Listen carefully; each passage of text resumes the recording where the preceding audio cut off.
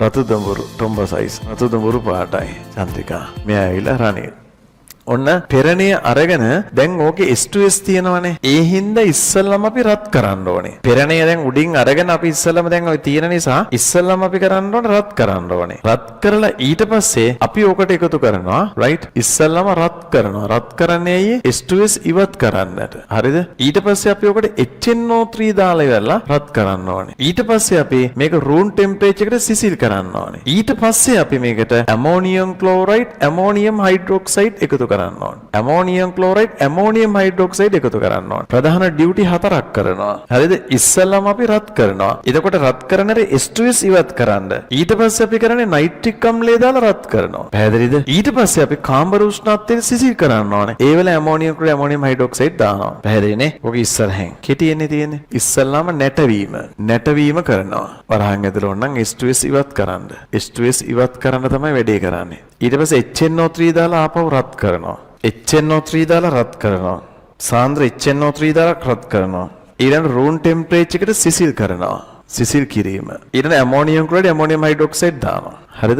RT කියන room temperature එකට සිසිල් කරනවා. ඩියුටි 4ක් කරනවා. එතකොට උතන සිද්ධ වෙන්නේ පුතා මෙන්න මේකයි. බලන්නකො පොඩ්ඩක් කොහමනයි. ඔන්න මම ඔය මේවා දාන්න හේතුව ඇයි කියන එක අපි බලමු. ඇයි රත් කරලා H2S අයින් කරන්න කියන එකත් අපි බලමු. ammonium chloride ඉස්සල්ලාම ওই විදිහට අපි දාන්නේ එයාගේ NH4 ධනායන මගින් ඇති කරනවා පොදු අයනිකාචරණය. හරිද?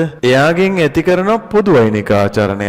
ඒ ඇති කරන පොදු අයනිකාචරණය හමුවේදී අන්න මොකද්ද වෙන්නේ? ඇමෝනියම් ක්ලෝරයිඩ් විඝටනලා එයාගේ NH4 ධනායන මගින් ඇති කරන පොදු අයනිකාචරණය. ඒ පොදු අයනයේ බලපෑම හැමෙදී ඇමෝනියම් හයිඩ්‍රොක්සයිඩ් වල විඝටනය අල්පතර වෙනවා. ආන්ගේ විඝටනය අල්පතර වෙන නිසා එයාගෙන් ලැබෙන්නේ මෙයාගේ පොදු අයනයේ නිසා පොදු අයනයේ සාන්ද්‍රණයක් තියෙනකොට ඉදිරි එක නෙමෙයි පසු එක ලීචට ලීට අනුව. දාවන NH4 ධන තියෙනකොට එයා වෙන්න ගන්නේ පසු ප්‍රතික්‍රියාව තමයි වෙන්න ගන්නේ. ඒ නිසා ජනිත වෙන්නේ අල්පතර OH වෙන ප්‍රමාණය. අන්නේ අල්පතර OH වෙන හැමෙදී අවක්ෂේප වන කැටයන තමයි මෙතනදී තැම්පත් වෙන්න යන්නේ. අන්නේ කැටයන විදිහට අපි දැන් කතා කරන්න යනේව බලන්න යන්නේ. අන්න උතන්ට අදාළව අපිට තියෙනවා මෙහෙම දීලා. දැන් ඔය විස්තරය කියන ඇමෝනියම් ක්ලෝරයිඩ් දාලා ඇමෝනියා බුබුලණය කරනවා. ඇත්තටම ජලීය ඇමෝනියා තමයි ඇමෝනියම් හයිඩ්‍රොක්සයිඩ් කියන්නේ. පැහැදිලි. උතන ඊට පස්සේ රූල් තුනක් තියෙනවානේ. මේක දෙක පෙන්නන්න. ඔය දෙක පෙන්නන්න. ඕක පෙන්නන්න.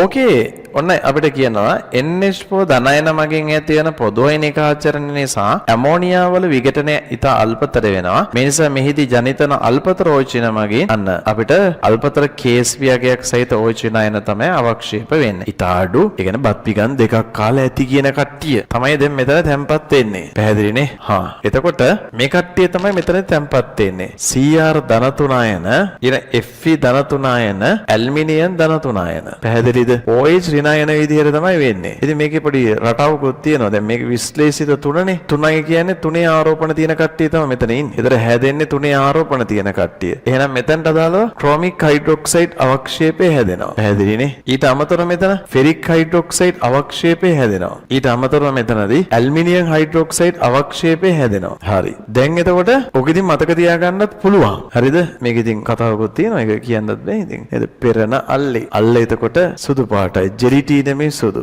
කැමති විදිහට හිතා ගන්න. ජෙලිටීනමය සුදු. නේද? රයිට්. පෙරණ අල්ලේ මොනවා හරි. එතකොට අල්ල සුදු පාටයි. ජෙලිටීනමේ සුදු පාටයි. එතකොට මෙන්න මේක ඇවිල්ලා නේද?